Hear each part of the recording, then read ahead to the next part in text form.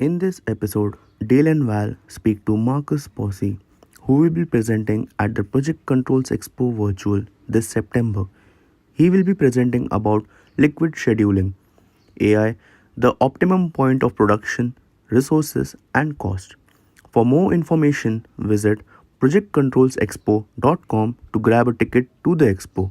And for more in depth information on the podcast, visit projectchatterpodcast.com. Now, on with the pod. Hi, Marcus Possi. Welcome to the show. Now, tell us, what can we expect from your presentation?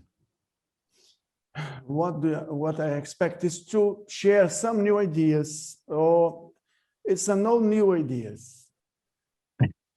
Because when you talk about liquid scheduling, I mean that instead of repeating all the critical path methods, ways and procedures, it has 60 years being done exactly the same. And sometimes people trying to solve some particular problems with some plugins and some workarounds. And with the idea of mixing the activities in a liquid way, we experiences that the results were very good. We could make more things in a short time. And when we say that CPM is an old way of scheduling projects, we say that nowadays we have much more complex and an environment of limits and constraints that you have to deal with. And if you still insist to use the old way of sequencing and fixing dates, probably you won't fit the targets, the goals, and even you are under some strange force from the environment, and you are going to have some delays and some extra costs. So the idea is to use the CPM idea, but not fixing and not forcing the sequence of activities, but letting the sequence, I mean, the hard logic or the soft logic, fixing them not to be, instead of fixing, letting them to be completely free. And when you say AI, algorithm integrated, or artificial intelligence, if you prefer, let the machine do the digital work and to try and solve the best option to sequence the activities in order to reduce costs, improve productivity, and even ensure the time of production. Fantastic, Marcus. I think you're going to get a lot of people, registering for this particular presentation because you've mentioned that AI element. And I think it's more curiosity and fascination than it is understanding.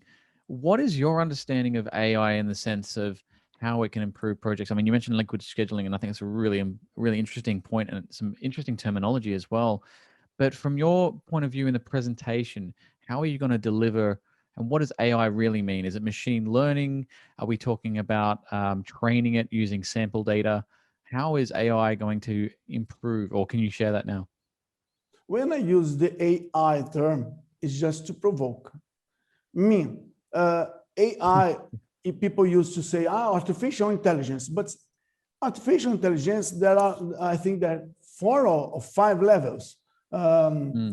Just keeping and following some scripts and then trying and erroring in order to find a solution. But algorithm integrates, I think, is the best definition of AI, because machine works exactly what you demand it to do. And imagine if you have to sequence something by your hands, you are going to find a solution, a time to do something, and a cost to ask for to financing the projects.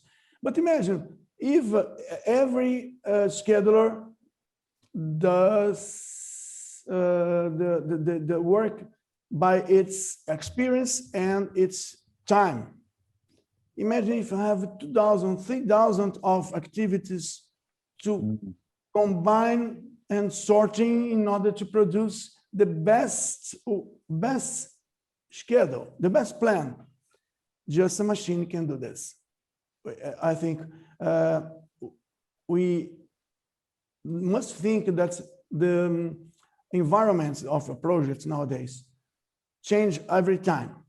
You have some orientation this month, and next month the priorities change and the constraints change and the resources disappear. So you have to reprogram, you have to replan everything. And it takes time. And the time you have is not too big. And probably you won't have the best solution, but your own hands. So if you let the machine to do the trying and erroring all the time, the machine will take the best option and refuse the not so good ones. That is awesome. I love, Marcus, that you've just used the 2 letters AI just to provoke. That's amazing. Val, I think we should start putting AI in front of every title of every podcast. Yes. And it can mean Provocative. anything. It could mean The anything. AI podcast. Exactly. Done. It could be all in. It could stand for any 2 words, but that's amazing. But just looking at your synopsis, Marcus, you talk about 4 steps that are defined. And I wonder if you could maybe dance around some of those, or is that something that you want to rather reveal at your presentation? The first step, first, AI means algorithm integrated, or algorithm integration into your scheduling tools. But in another sense, AI means some kind of intelligence aggregates to the process. But the 4 steps are simple. First, you have to know all the work you have to do. The activities that are going to produce your work must be listed. Second, you have to schedule, to create the fragnets, the small nets that are an obligation.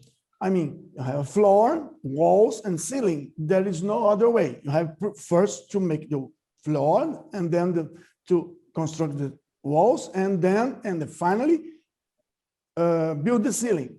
That's our hard logic sequence. But all the other activities cannot be sequenced by the scheduler. So first, list all the work. Second, you have to identify what are your constraints and what are your limits.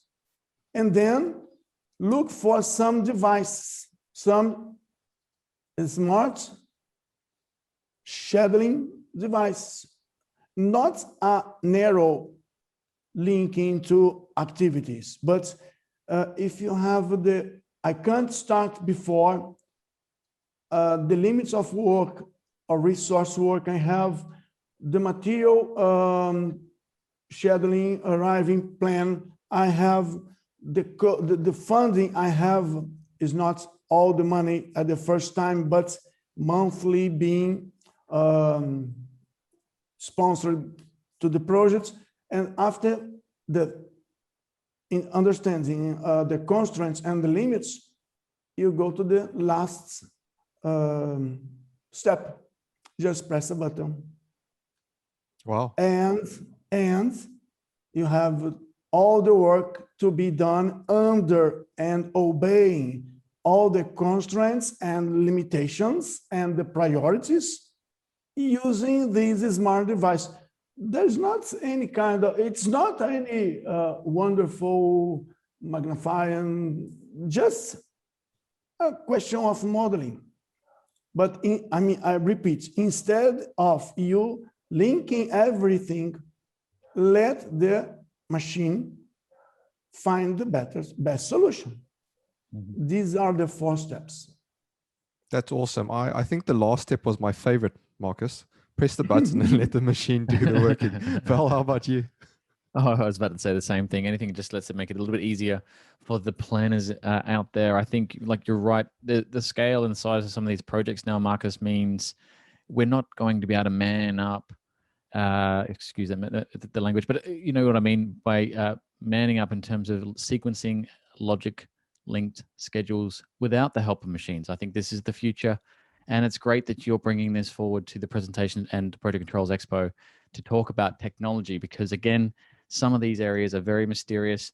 What do you think about the gap? Is this something hard for people to pick up and understand in terms of a skill set, or do you think there's enough information now out there on the internet that anyone can learn this over time?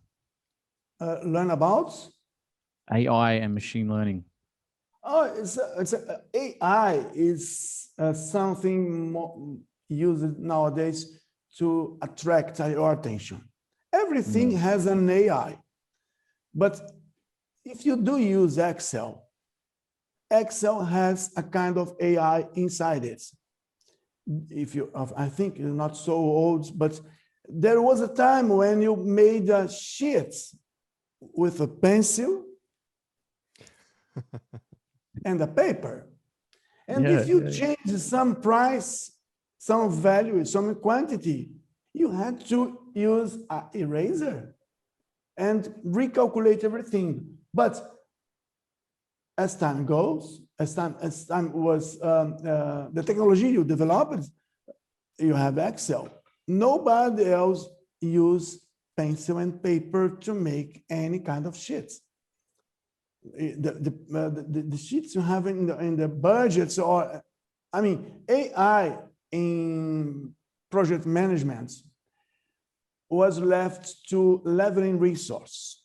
If you know Primavera or Primavera Oracle P6, MS Project, Asta Power Project, you see that when you have a problem, you press the button, you press the button level resource, and leveling resource by priority, by free floats, but 3 items just give you one solution. But you have algorithms better than this. You can try one way, memorize it, then you try another way and compare, lose it, left it, and take the best one and try it hundreds or 1,000 times in 25 seconds or 30 seconds, and you are going to have the best plan, keeping into consideration limit of resource, calendars, number of authorization, number of paths to be simultaneously conducted by a site, analyzing the space. If you are doing something that takes you 20 square meters, there is no space for other activity to use. There is 20 square meters. So you take the area and then you keep it back to the store. So letting the machine do its work, I think you save your time and you use your time to think if the solution is really good after simulating, and say, instead of having just 100 square meters for space of work, why don't you have 200 square meters? Okay, you are going to lose some money or going to spend so much more, but the time will be shorter and our final cost will be less than we have. Your time should be used to think about great things and let this trying and erroring simulation to the machine. We have used it. In Rio in 2007, there is a Cidade do Samba, a city of samba. There were 11 warehouses to be built for you and for me. The winner, the best plan would deserve the last 3 ones. We use it and we scheduled it in such a way that the results were very impressive. The major was very interested because it was fast and he could have a discount. He asked for a discount for the next 3 warehouses. In 2007, we used MS projects. So it is possible to use with even with MS projects. In 2011, we used it in another project with 6,000 activities, 29 sites, different at the same time, with a lot of wishes, a lot of conditions, a lot of restraints, lack of resources and materials, and it worked. But every month, our leader, our sponsor, our clients decide to change the priority. Instead of going to the north, you are going to the south. Imagine relinking and breaking linkings all the time to keep the plan updated, to attend these new priorities, constraints, dates that were imposed, and it worked. Yeah, so certainly in sounds. 20, Sorry, okay. sorry to come in there. I was just going to comment. It certainly sounds like a very fluid or liquid schedule that you're describing it's there. fluid. But I love the perspective that you're providing all the way through to, you know what, we used to do this with pen and paper. That's amazing. But you know what, for those listening in as well, I think, Marcus, you have given them plenty of food for thought. You know, we usually design these episodes to be little tasters, but you've given them much more than a little taster. And I'm sure those listening going, I want to come and check out, you know, what Marcus is going to be presenting at the expo. But before we head off to the final bit of the podcast, are there any final thoughts or words that you want to leave the listeners with? Any final thoughts? Yeah, I think it is very difficult for a professional, for scheduler, for project manager to deny the old traditions. It's very difficult to change. But imagine if you have not changed, both of you would still using dynamic microphones, electromechanical needles with your meters or VU, but you are doing everything in a digital way. Somebody has to prove that digital machines, microcomputers, that the digital work must still really help us to make our job better and to avoid mistakes and search for better results. NASA, using critical path methods, send a man to the moon, and this man, they say that he returned. They say that he returned to Earth, but they did not such computers like this. They did not this kind of computers, but they did it by hands. Yeah. Are they still sending people to Mars by hands or by computers? That's I think an interesting point. My final thought is it's difficult to change, but when you change, you don't want to come back. This is CPM, critical path methods, and this is your work. It is easy to use and plan your work in such environments, but crisis in economy 2009, Lehman Brothers break. Okay, this is your scenario nowadays. And this is your work. And you're still trying to use the same work. But there will come a time when you have your projects and you are going to use your CMEG. instead of doing this, I'll try to do it for the first time, please. Why don't you?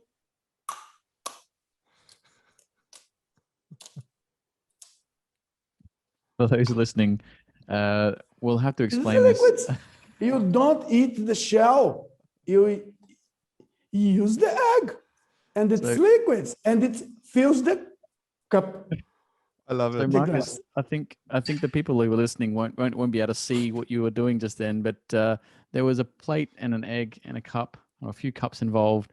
But look, we won't waste any more of your time. Thank you, Marcus, for your final thought. I really appreciate the extra time you're giving the listeners, and I do think your presentation is going to be very entertaining and educational. So please check it out at the Project Controls Expo. Dale, over to you. No, I agree. I love the little visual. So those that are listening, go ahead and check out the YouTube video version of this episode because it is truly amazing. But Marcus, thank you so much for your time. We look forward to your presentation at the expo. Okay, thank you for the opportunity.